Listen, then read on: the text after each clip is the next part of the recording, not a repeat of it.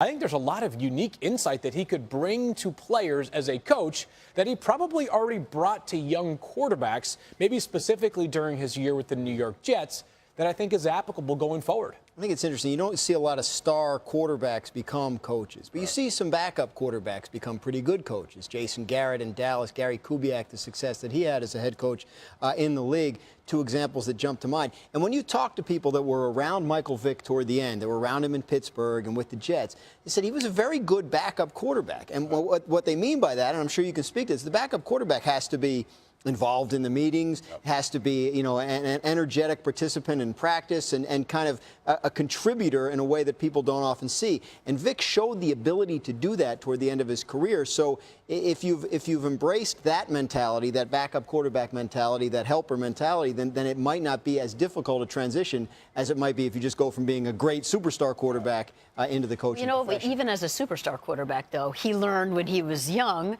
and maybe didn't have quite the work ethic he needed to have. Right. He learned about that along the way, too. Yeah, so about humility all over again. And you hear it in what he's saying. He's saying he's willing to work himself back into this. Right. And he's not going to take anything for granted. He's going to work himself into this. And to go back to what you're saying about a backup quarterback, one of the biggest assets you can have as a backup quarterback is to be a great locker room guy.